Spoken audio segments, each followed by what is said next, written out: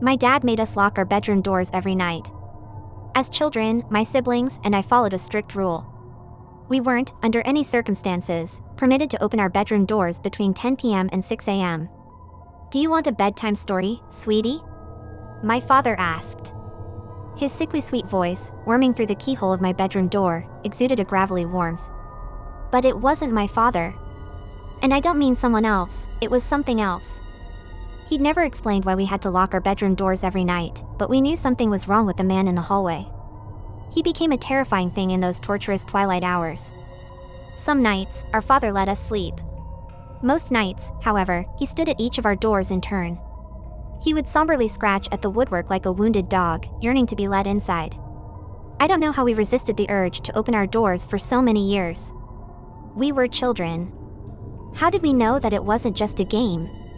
It might have been something about the tone of Dad's voice.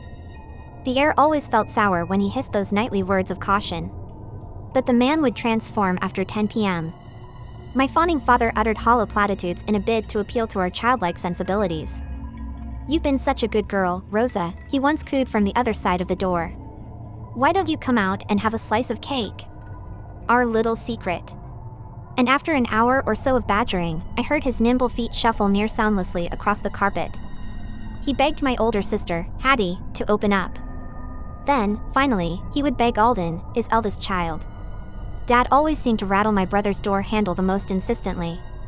It wasn't until the spring of 2014, when I was 9 years old, that my father's safeguard crumbled to pieces. On a dreadful night that I have tried to forget, a commotion woke me, but it wasn't my father. "Help!" Alden screamed, muffled, from his room down the hall. "Let me out of here! Let me out!" I rose from bed and walked to my door, listening to the cries of my terrified brother. I could hear shuffling sounds in my sister's room across the hallway. "Rosa?" Hattie whispered, muffled by our two doors. "Are you awake?" "Yeah," I answered. "What's wrong with Alden?" "I don't know," Hattie said, then she cleared her throat to project her voice. "Alden? What's wrong?" "Hat!" he screeched. "I need help, Hat." Is it Dad? Did you open the door for him?" She whimpered. "No, of course not," Alden scoffed. I can't breathe. I need to go to the hospital." "Oh," Hattie whispered. "We need to check that he's okay," I whimpered. "No," Hattie barked. "You know the rules. We can't open our doors until 6 a.m. That's not for hours." "I can't hear Dad on the landing," I pointed out. "I'm quick. I think I could make it to Alden's room without being caught." I could hear my heartbeat in my eardrums, the thrumming sounds swelled in my shivering head, striving to ward off foolish thoughts. No use. I'd already placed one hand on the door handle, whilst using the other to twist the lock open. It clicked. "Don't do it," Hattie pleaded. "Don't make me come out there with you." "I will." "Sorry, Hattie," I said. "It's not a game, Rosa." Hattie wailed. "You know that something's wrong with Dad. He would never hurt us during the day, but that thing we hear outside our doors? It isn't. It doesn't. It's inhuman." I eyeballed the door handle for 10 endless seconds, carefully considering my sister's words. She was right. Whenever my dad spoke from the corridor, my hair stood on end. It was as if a primal sense within me could detect an unholy abomination on the other side of the door. As I mentioned, I knew it wasn't a game even at the age of 9. But I couldn't bear to sit in my room whilst Alden screamed. I delicately eased my door open, terrified that I would see my father's eyes peering through the gap. Or, worse, something else. But I didn't, and I breathed a sigh of relief before stepping out into the hallway. "Rosa, just wait. Something's bothering me," Hattie said. I crept towards Alden's room as quietly as possible, but I froze when I noticed that his door was wide open and he was nowhere to be seen. I turned around to head back to my room. "He can unlock his own door," Hattie pointed out. "Why does he need us to dash?" I yelled until my lungs neared bursting, and Hattie trailed off. I'd found Alden. He was standing at the other end of the corridor, lurking in the darkness. Well, something stood there. It wore Alden's clothes, but it wasn't him. With a mannequin head that had Alden's vague features, though its eyes were black husks, the entity looked at me. It wore an unmoving smile, etched into its plastic face, that filled me with breathless horror. And then the false Alden spoke in a garbled voice. It was his horrible plastic mouth that had muffled his earlier screams, not the two doors between us. "Help," he giggled playfully. "I need sustenance, little sis." The horrifying thing, barely visible on the dimly moonlit landing, snapped its plastic limbs into action and began to crawl up the walls, coming to a stop on the ceiling. It clung to the plasterwork like a sinister spider, eyeing me from an upside-down position. At that moment, I heard Hattie's lock clicking, and her door opened inwards. She sprinted into the corridor with a cricket bat and swung at Alden, catching his chin and sending him sprawling onto the carpet. He hissed and prepared to pounce at my sister, but a sudden voice stopped him. It came from the darkness, accompanied by footsteps on the stairs. "Happy birthday, my son," my father whispered, stroking Alden's hair. "Don't be afraid, girls. Alden has been given the gift. It's in our blood. Your time would have come too." Dad stepped into the sparse light, and I saw that he looked just like Alden. Worse, perhaps, his plastic mannequin face looked tarnished by time. Smeared with blood stains. Chipped and cracked. "If only you'd kept your doors locked, my delicious daughters," he snarled. Hattie turned, with tears in her eyes, obstructing our father from reaching me. She shakily clutched the cricket bat in her hands. "See the window behind you?" she asked. I twisted to face the window at the end of the landing. We lived in a bungalow, so I knew I could escape directly onto our driveway, but I wasn't looking at the outside world. As I ran to the window, I watched Hattie's reflection in the glass pane. She valiantly defended herself against our father, but the monstrous man snapped her weapon like a twig, before wrapping his plastic arms around her like a boa constrictor.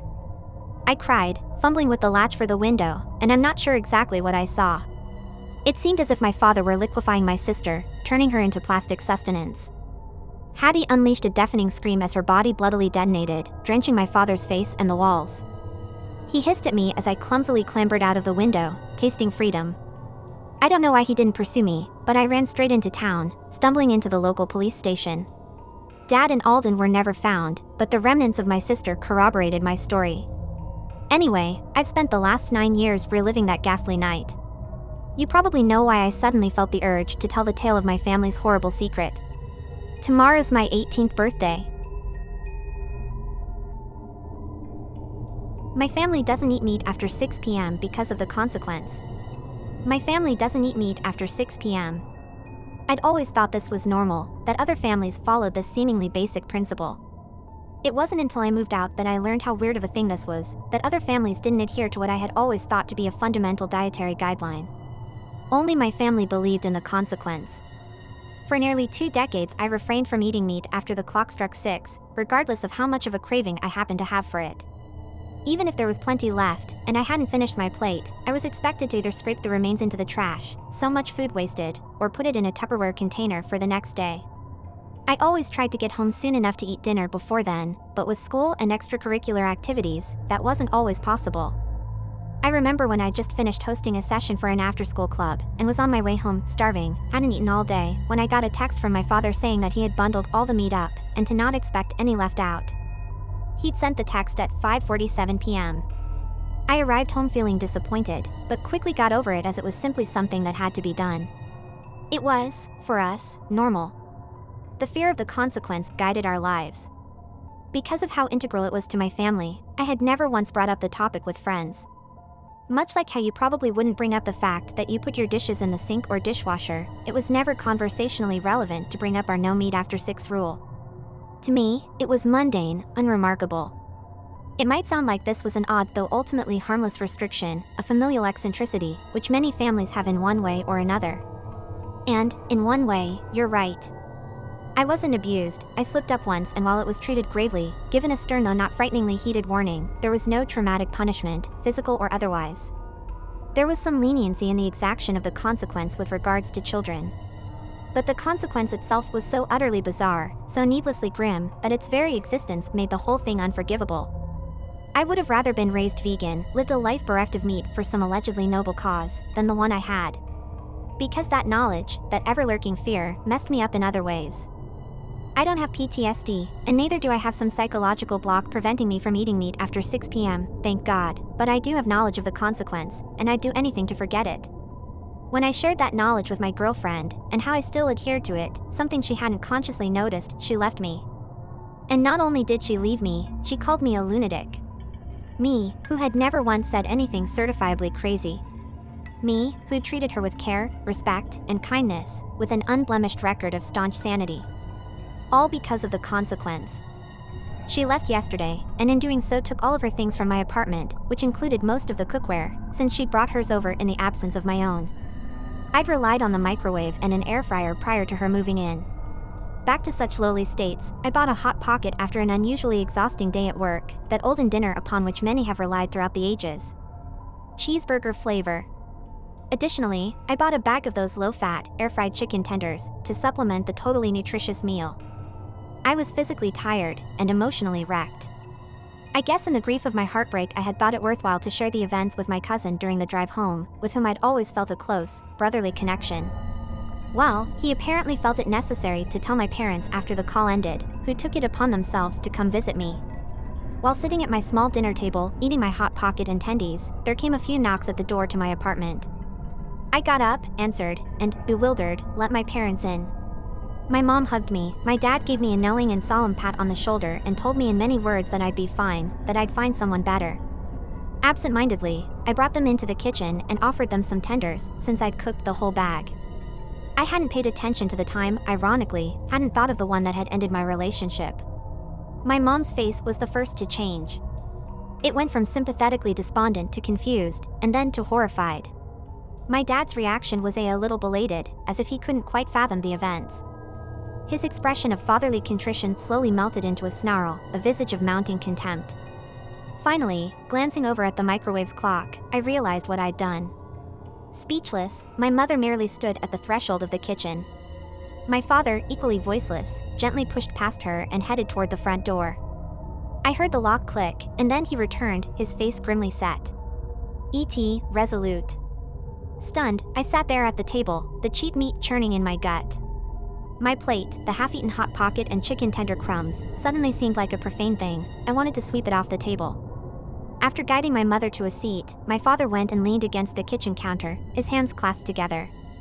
He looked like a pastor in prayer, his posture almost reverent. A terrible, baleful silence fell upon the kitchen, like the sudden hush of an audience before a public execution. "Oh, my son. My baby." My mother's shaky voice almost broke me. I met her eyes, and she averted them. Like she couldn't bear to look at me, her own son. I tried to apologize, but my mouth was suddenly dry. The room suddenly felt hot, stifling. I couldn't seem to breathe, let alone form the words. Slowly, things started to feel wrong. Anxiety reared itself like a massive wave. My vision swam, objects becoming blurred, indistinct, amorphous. My own parents became like phantoms, shifting and immaterial. I gripped the table for balance, for stability, as if I were the one losing corporeality. It's happening. To my son. Oh my God. I'd never heard my father sound so defeated. His voice almost brought me back, almost reversed the nauseating unreality of my sudden affliction. In my mounting delirium, my mother's whimpering sounded almost musical. Sing-song. Like a lullaby she'd whisper sing to me as a child. When I felt my face begin to slide free from my skull, I screamed. But it was altered, distorted as my lips came loose. As my tongue followed in their wake. As if taking on the burden, my mother let out a scream of her own. To me, the world was now no more than a kaleidoscopic maelstrom of images, one of which was my maniacally shrieking mother. The rest of my body fell apart in turn. Bits crumbled away, layers sloughed off, fluids leaked and oozed. When there was finally just my skeleton, held together by strips and stubborn sinew, my father began cleaning up the mess. My mother's mind was pretty much gone, she'd screamed herself senseless. Unable to move, lacking the connective tissue to do so, I just sat and watched as my remains were collected and deposited into a bucket he'd gotten from beneath my sink. The stuff, the meat, was then slowly poured into the sink. The grinding and gurgling of the garbage disposal as it worked to break up my flesh somehow calmed me. Would have soothed my nerves if I'd still had them. When the deed was done, he lifted my bony hand and placed it gently on the table, then did the same with the other. I could only watch, my eyes hadn't withered away. He then shuffled around the kitchen, and not finding what he was looking for, went searching throughout the apartment. I couldn't guide him, not that I would've. I knew what he was searching for, and the last thing I wanted was for him to find it. But he found it, eventually. He set the toolbox on the kitchen table as if it were the most delicate thing in the world. It was old, it had been his, but it was sturdy, and the tools inside hadn't been used once since he'd gifted them to me. With both hands, as if there were precious jewels inside, he raised the lid and removed the hammer and a few nails. He raised the hammer, then lowered it, and helped my mother out of her chair. He led her to my couch and returned, his expression pained, but set. He was ready, no matter how much it would hurt him and me. A nail was placed atop my left hand. The hammer struck once. Twice.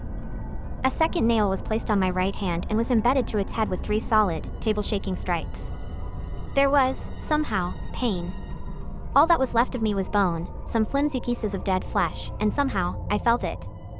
More than just a vibration, I actually felt the puncturing of the bone, the fracturing of my hand.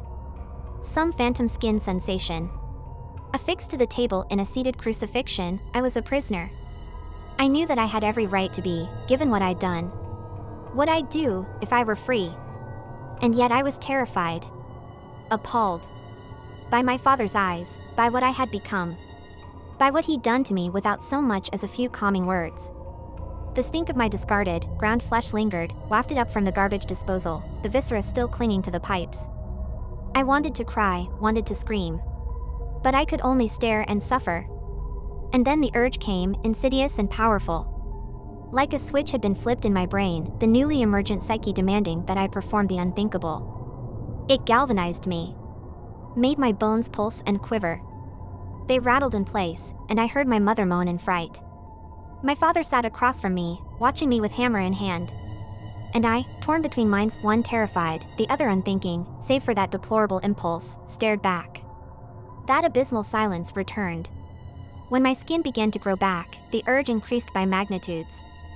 I nearly lost myself completely to that abominable impulse. My parents left around the time that my face finished reconstituting itself. It felt new, so I'm sure it looked incredibly uncanny, probably more unnerving than the skeleton they'd stared at for nearly an hour. I thought I'd die when the skin formed around my hands. When those new nerves, excited to sense and feel, were unfairly bombarded by the sudden, inexpressibly excruciating sensation of those long nails in my hands, I let my mind fold into myself. I withdrew into an unthinking fugue. A bird granted me a simple wish. Now I've seen wonders and horrors you can only imagine. A few days after my 30th birthday, I saved the life of a blue jay, scaring my cat away at a crucial moment. Grateful, the bird granted me a wish. Unfortunately, the jay was also impatient and only gave me 15 seconds to decide. I've always wanted to be smaller, I said, and it was true. As 6 feet 6 inches woman, I'm constantly met with gawking stares and reminders that the world isn't built for me. Clothes don't fit, cars are too small, and the only men who want to date me are fetishists. Yep, said the blue jay before flying off to look for worms. The next day, I woke up, and I was 5 feet 8 inches. Getting in the car was awesome. It felt like I'd boarded a plane and been upgraded to first class. No one on the street even looked at me. I headed to Macy's and bought a whole new wardrobe. Everything fit right off the rack. I swept out the doors, my arms laden with shopping bags, and had to stop myself from bursting into song. The next morning I was 4 feet 5 inches. None of my new clothes fit. Outside, people were staring again.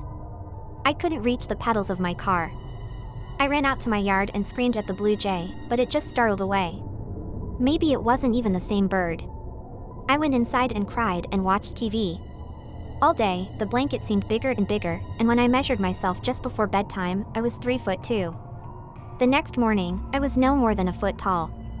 Getting out of bed was terrifying. I clung to the fitted sheet and I rappelled down the side of the mattress and finally landed in a heap on the floor. I stole clothes from an old Barbie my niece had left in my office and headed out the cat door. Outside, I yelled at the birds again, and they looked at me hungrily. "Why would you do this to me?" I shouted. "I saved you." A blue jay fluttered down and examined me.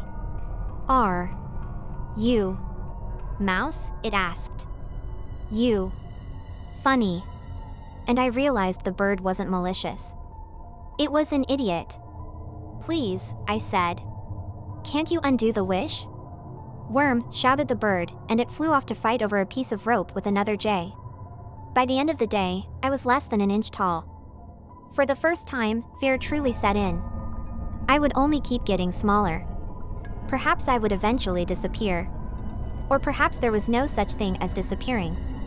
Perhaps you could grow smaller and smaller infinitely. I wasn't sure. But I knew that as far as my old life was concerned, I was basically dead, a tiny ghost walking the world unnoticed. That night, I tried to sleep in the warmth of a paper napkin I'd dropped a few days earlier, shaking with cold and fear, wondering what the morning would bring. It became difficult to tell how small I'd grown by the next day. I only knew the fibers of the paper towel stretched out like a thick, massive spiderweb that stretched out in all directions. Around me, I now sensed the movements of terrifying mites that towered over me like great eldritch beasts. They examined me with their greedy eyes, and opened their mouths to reveal teeth sharper than fine hairs. I could imagine them cutting my body into pieces finer than glass dust. And I ran, covering inches and hours, screaming that I didn't want to die. Soon, I was stepping past impossible viruses whose wiggling hair-like tentacles flopped at random, threatening to break my skin with the faintest contact. The universe no longer seemed to be in order but was breaking down to chaos. Nothing had a mind but merely moved. I began to sense the wavelengths of light as having true width. Soon, they were longer than my body. My mind began to untangle as I realized I had been a knot before. It was as if the intricate folds of my brain were being pulled taut to become an infinite string. I would have shaken with terror, but my body was not as it had once been. I was something not quite human now. And then the world became empty. The distance between all things seemed to become infinite, though at times the air buzzed with the humming of electrons, or perhaps something else, unknowable. I grew ready to disappear. I'd never believed in anything, but now I'd witnessed a feckless bird with unimaginable power. Perhaps I should have called to it. Instead, oddly, I found myself praying to myself. And then my voice disappeared in the hum of all things. But when I should have blinked away, I instead felt a new heaviness inside. I looked at my fingers and saw myself adorned with infinite rings, and where rubies and sapphires might have sat, instead I saw red giants and black holes. Whole galaxies were moles and scars along my arms. But I kept shrinking. Soon the largest star adorning me was our own small sun, and then it too was gone, replaced with gas giants, then smaller, rocky worlds. On my 6th day shrinking, I was the sky. And then on the 7th, I woke in my own bed. As I sat up, my cat pounced up on my feet, dropping a mangled blue jay onto the comforter. "Good girl," I said, giving her a small rub with my large, ugly hand.